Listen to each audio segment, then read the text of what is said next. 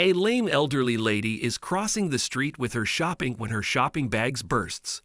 A driver starts honking and a poor homeless boy comes to her rescue.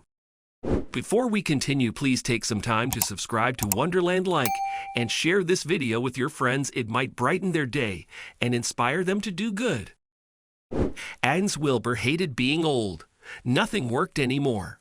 Her body ached, her eyesight was dim, and some mornings she could hardly get out of bed.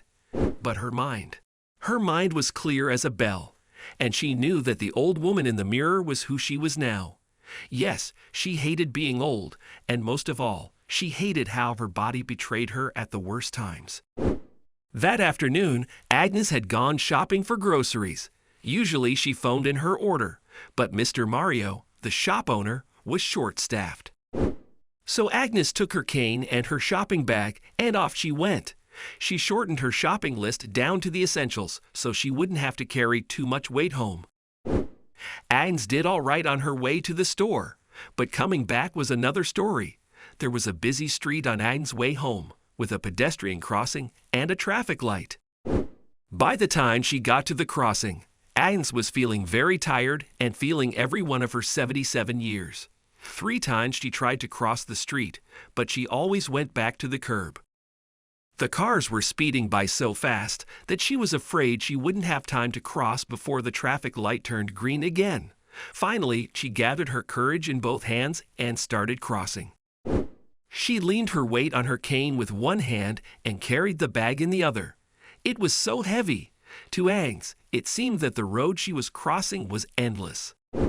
Her tired feet dragged along, and as hard as tried, she couldn't go any faster. Before she knew it, the light changed. Immediately, the car horns started blaring, which meant that Agnes got even more nervous and tried to go faster. That was when the handle of her shopping bag broke. The bag spilled her groceries, spreading them all over the road. One of the drivers waiting for her to move out of the way so they could continue on their way got out of his car. "What are you doing, you stupid fat cow?" he screamed.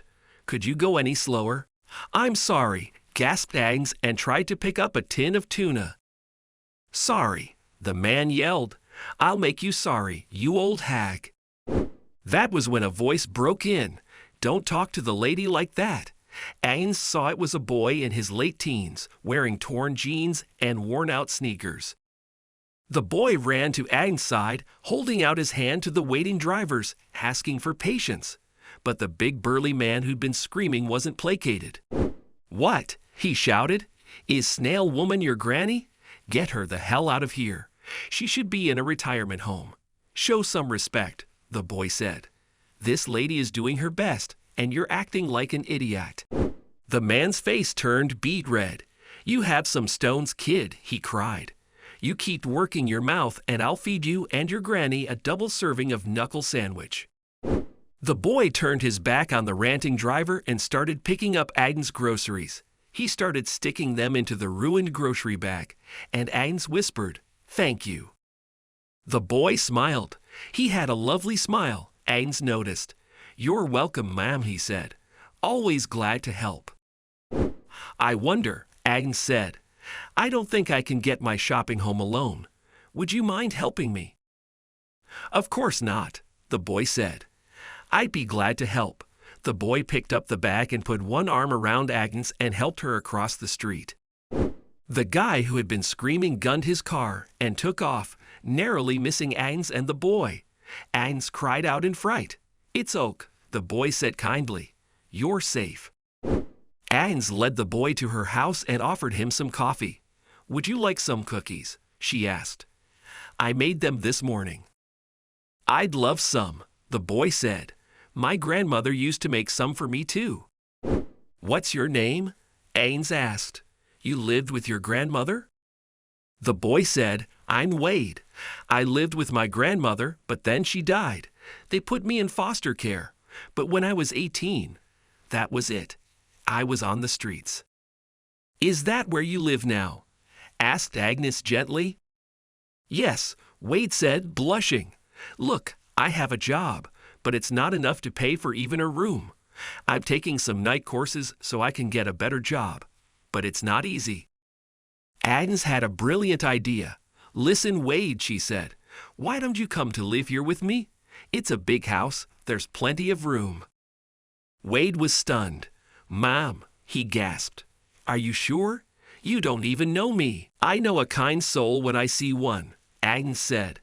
"But don't think it's charity, Wade. I will expect you to help me with the shopping, and with the dishes, and to get good grades." Wade dropped his face between his hands and started sobbing. Agnes placed her arm around his shoulders. "Don't cry, Wade," she said. "It's okay, you're home." And he was. From then on, Wade and Agnes became a family, and as real families do, they looked out for each other. Wade was no longer alone, and Agnes finally had the grandson she'd always wanted.